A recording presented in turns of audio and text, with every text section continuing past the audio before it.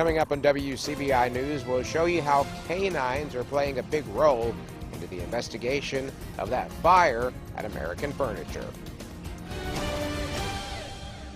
WCBI News at 6 starts now.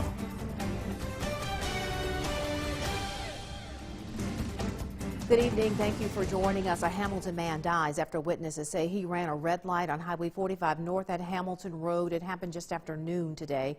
Monroe County Coroner Alan Gurley says 87-year-old Charles Adrian Berry died at the scene. According to people who saw this accident, Berry turned left in front of a white van. One of the passengers, a wheelchair-bound man, was ejected from the van. At least one person was airlifted for treatment. The Mississippi Highway Patrol is in charge of the investigation. Now, this is not the first deadly accident at this intersection.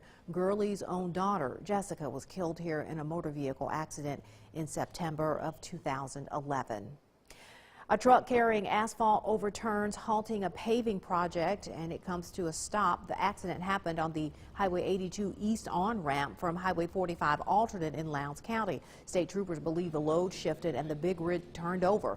An MHP spokesman says the driver of the truck, 33-year-old Kevin Brown of Columbus, was taken to the hospital.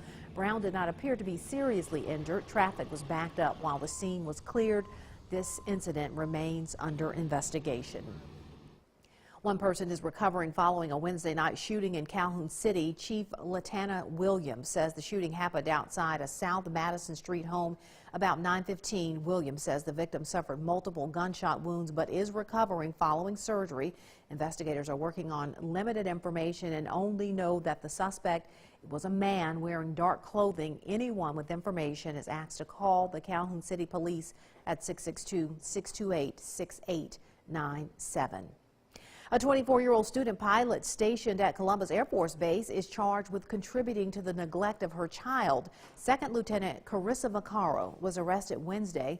24-year-old Jordan Cox is also charged in this case. Lowndes County investigators say a 7-week-old infant was admitted to Baptist Golden Triangle with a broken femur on October 12th. The child was later taken to the UMMC in Jackson, where doctors there found multiple injuries in different stages of healing. Deputies say the parents, Vaccaro and Cox, did not provide proper medical care to their child, with the exception of the femur bone. CAFB confirms that Vaccaro is assigned to the 14th Student Squadron and is currently waiting to start pilot training. Jordan Cox has no official affiliation with Columbus Air Force Base. The Mississippi Department of Child Protection Services now has custody of the infant. More charges are possible in the case. Time to check in now with Chief Meteorologist Keith Gibson to get a first look at our forecast. It was perfect for me, Keith, really. That's what you keep saying. A great day around the region. A live view from Durham's Pharmacy in Vernon. Some friendly clouds, the sun beginning to set, but a pretty nice day overall. There's our current situation. We are in the mid-60s to low 60s here as of the 6 o'clock hour. So a comfortable evening right now. A little bit cooler later on after 7 o'clock into the 50s here. Jackets needed. Lows tonight down into the 40s to around 50. Tomorrow, though, we start to warm it up briefly for a day. Mid to upper 70s, some late evening showers possible. Your weekend forecast is coming up. The investigation into a fire at the American Furniture plant in Pontotoc County continues. Firefighters spent Saturday battling this blaze at the company's warehouse and offices. Agents with the State Fire Marshal's Office and the National Response Team from the Bureau of Alcohol, Tobacco, and Firearms arrived on Sunday to help with the investigation. This is the second fire at American Furniture in less than a year. Pontotoc Fire Chief Lance Martin says he welcomes the extra help.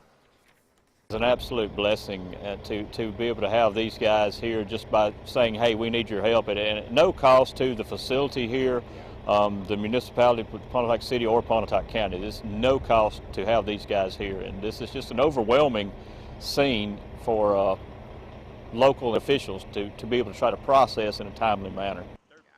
The chief says fire departments from Pontotoc, Lee, and Union counties helped fight Saturday's blaze at the Ecru plant. Well, among the tools being used in the American Furniture fire investigation are canine units. Allie Martin caught up with one of these specialized teams to find out what they bring to the investigation. It wasn't long after the decision was made to bring in the ATF's National Response Team that Ryan Shanklin and his 6-year-old lab Wrigley were assigned the case. Wrigley is trained to sniff out traces of ignitable liquid accelerants that may have been used to start a fire. We're not necessarily looking for the point of origin, we're just looking for an ignitable liquid. Shanklin is an investigator with the Tennessee Fire Marshal's Office. He and Wrigley partner with the ATF whenever their expertise is needed.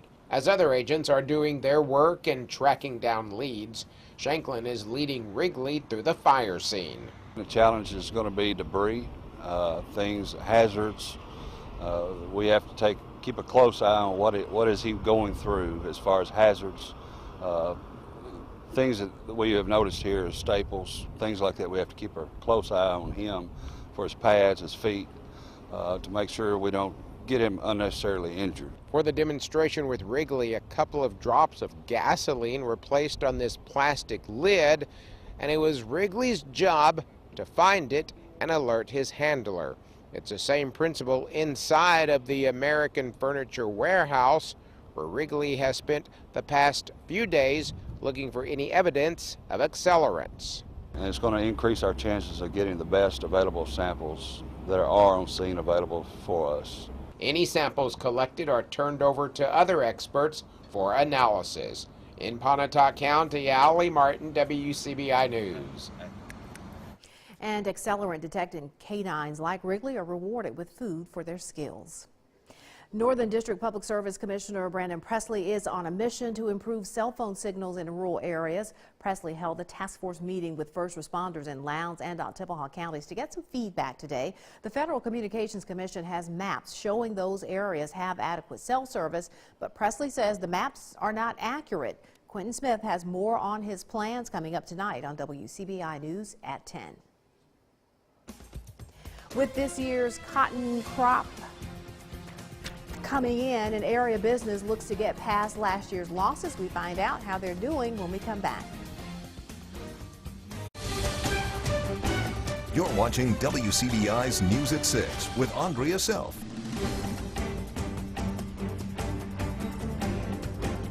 Welcome back, everyone. It's harvest season for cotton farmers, and the operators of an area cotton gin are glad to be back in business. Late last year, Farmers Gin in Hamilton caught fire, losing its seed house, loader, and a season's worth of seed. Our Blair Schaefer checks in on this year's comeback.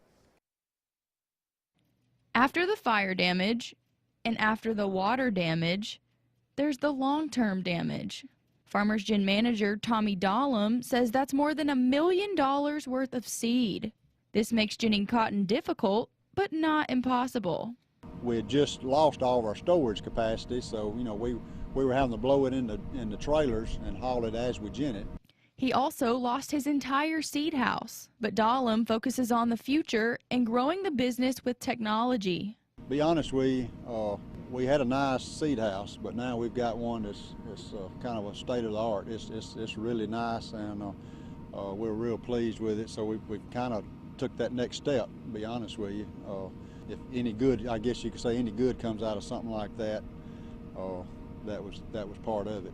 Another part, making sure the equipment details were up to par. We have bought a newer loader that's got a different type of fan on it that keeps the lint blowed out better on the radiator and stuff like that. The new seed house was completed earlier this month, just in time for Dahlem to reap the benefits of higher cotton prices. Farmers statewide are planting more cotton and bringing in tons of barrels to his Hamilton factory. The gin is running 24 hours a day with a staff that is 7 times larger than it is outside of harvest season. It's going to be hectic for at least a couple of more months. I think we'll be on into December before we get through harvesting and ginning the crop. That was our Blair Schaefer reporting. Dahlem has seen an increase in cotton demand this year and plans on ginning between 15 and 18,000 acres this harvest season. One of the better sunsets we've had this year. Look at that, our Alpha Insurance camera network with some of those high cirrus clouds overhead. Your forecast for Friday and beyond is next. Stay tuned.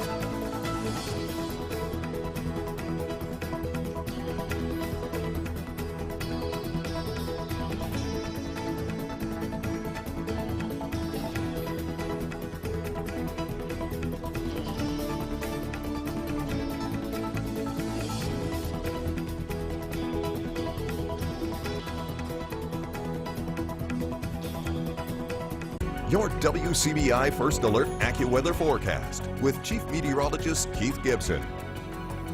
Here's our time lapse from Louisville, Mississippi today. Look at these cirrus clouds coming on in. A great day as we get on into the time lapse. The sun gets a little bit lower, and notice right here under the S in Louisville, right there, a neat little sundog. Meteorologist Jacob Riley caught this one here in Columbus right there at the Riverwalk. A great day. We got temperatures in the upper 60s to around 70. Now, another thing in the sky you may be looking out for will be meteors. You may see a few tonight, but the peak of the Orion meteor shower will be Sunday morning. The moon's going to set at 3:57, so between then and twilight, which is about 6:30 in the morning, that will be the darkest part of the night, so you may see some meteors streak across the sky on Sunday morning. Let's talk about your weekend. Saturday, before that shower peaks, we will likely see some rain showers here and some afternoon clearing there on Saturday. We're in the 60s, low 60s on Sunday, lots of sunshine and cool temperatures at night going into your Sunday morning. So if you're out looking for those meteors, it's going to be chilly out there and even cooler Monday morning. Low and mid 60s right now. We'll be cooling down into the 50s this evening. There are some clouds, there are some showers here back to the west. There's also this cold front way up there across the northern plains. That will be coming on down, and as we get into tomorrow evening, tomorrow night, Saturday morning, a chance for some showers around here. So out ahead of that system, a nice warm up for tomorrow. Saturday showers and a lot of sunshine, though, as we get into next week. Here's a zoomed out in view of our Futurecast forecast model, and some of these high cirrus clouds will be around here tonight and tomorrow, though, gradually thicken up during our day Friday. But notice as we get into the evening, high school football, no major concerns. There could be a few showers that will try to sneak on in from the northwest late. But during the night, Friday night into our Saturday morning, right there, a chance for some showers by mid-afternoon. Probably all the rain is done. We'll have a nice clearing trend from the northwest to the southeast. If you're heading to the Ole Miss game there, it kicks off at 11 a.m. on Saturday. Maybe a shower early, but overall, it should be relatively dry. Tonight down into the 40s in most spots, mid-40s north down to around 50 or upper 40s in the south. And for your Friday, mid to upper 70s here. So a chilly start, pretty nice and warm afternoon, low and mid 70s. A little bit cooler northwest of the Natchez Trace Parkway, a little bit warmer farther south into the Golden Triangle area and into West Alabama. All right, here's our AccuWeather 7-day forecast. You can see where we're headed here. Some showers possible early Saturday, more sun Sunday and Monday. Look at that low Monday morning, 38, and perhaps more showers by next Wednesday and Thursday. Construction continues on a community shelter in Oktibbeha County. The safe room was approved for bill in 2014. The project was delayed, though, after concerns surfaced about the population of the area, the access, and some other FEMA requirements. The building will accommodate around 1,600 people. Project leaders expect the shelter to be finished in May of 2019. Held State hoops in the house in Birmingham for SEC Media Days. More from Coach Schaefer on the upcoming season next in sports. WCBI Sports with Tom Ebel is brought to you by your local Ford dealers. Go further. The Bulldogs return to the grind in less than 3 weeks, looking to reach the national title for a third straight season. But there are plenty of questions surrounding MSU this year.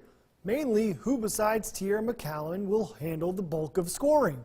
Almost 60% of the Bulldogs' scoring has graduated, and while Vic Schaefer returns the preseason Player of the Year and adds Texas A&M transfer Enriel Howard, shooting remains a focus for the upcoming year. You take Torrey, Rowe, and Blair out of the equation. Whew, that's three kids that shot 40% from three. I'm not sure we have one that can do that right now. And, you know, everybody's talking about how Tierra and Enriel are the top two rebounders in the conference. Well, they're going to get plenty of opportunities to rebound because right now we're building houses with bricks, you know, shooting the basketball. But, you know, I think our kids are working hard at it. And, you know, we've got some kids that and I'm joking because the bottom line is we got some kids that I think we can fill that role. Now, can they fill it to 40%? I think that's still out there. First-year head coach Yolette McPhee-McQuinn looks to rebuild Ole Miss women's basketball. 8 players transferred from the program after her hiring, But Coach Yo is sticking with the glass half full approach. In 5 years at Jacksonville, McPhee-McQuinn returned the team from 13-17 in year one to a consistent 20-win-a-year program, reaching the NCAA tournament. While there will be challenges, the Rebels head coach remembers how grateful she was when she got that call. Coaches don't leave the ASUN and go to the SEC. So when I got the call from Ross and and I was told I got an interview, it was funny because I called Don Staley and I said, hey, I got this interview with Ole Miss. What do you think? I was just going to wear like something like this. And she said, you better go and buy you a suit, a blue one right now. I'm extremely grateful. You know, I thought about my one word that I'm going to have this year, and it's just gratefulness. I'm grateful to be the leader of the program. I'm grateful to be a part of the SEC. I'm grateful to be able to impact another group of young women. And ultimately, that's what's important for me. So college basketball season is just around the corner, but high school football continues starting tonight. A little appetizer before the big show on Friday.